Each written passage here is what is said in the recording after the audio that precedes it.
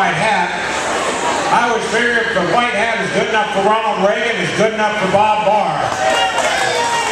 We all know Ronald Reagan as the voice of freedom in modern America.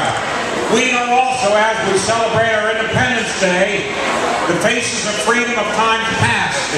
Madison, Washington, Jefferson, Adams, we know them.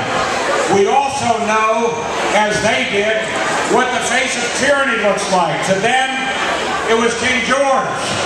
To us, it's Queen Pelosi, and King Obama, and King Reed.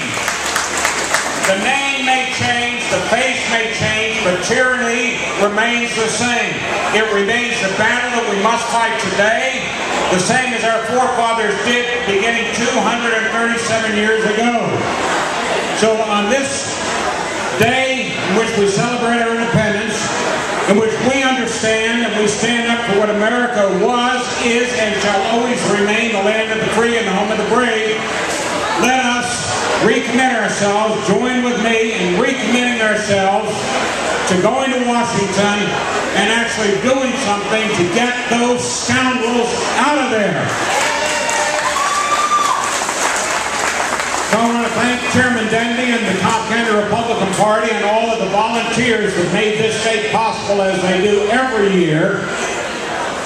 And also to urge you to go to our website, Barr Congress. May not be imaginative, but it works. BarrCongress.com. Go to our Facebook account. Go to our Twitter account. All of those things that folks far younger than I do know how to do.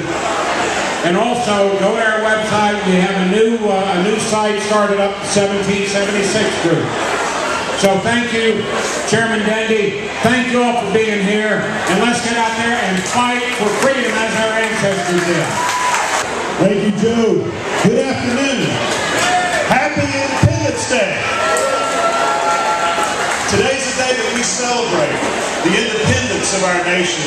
When our founding fathers stood their ground against tyranny, against an overreaching government, against a government that was taking the individual liberties of our citizens. I want to read a quote to you by George Mason. Now, George Mason is considered the father of our Bill of Rights, and I think it's very imperative that we hear these words today. George Mason said, "No free government or the blessings of liberty can be preserved by any people, but by a frequent reoccurrence of the fundamental principles." What he's saying is, we have to go back to the basics.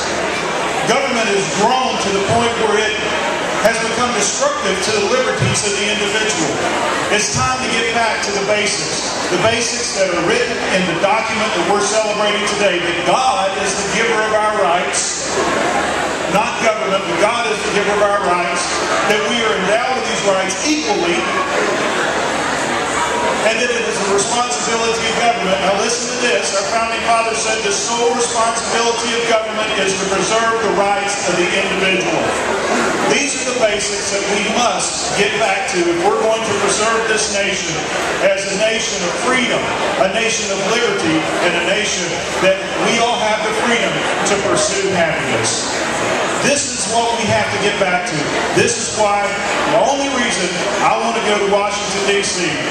is because our children deserve better than what we're passing off to them today. It's time to get back to the basics. Time to get back to freedom, liberty. God bless America, and God bless you on this wonderful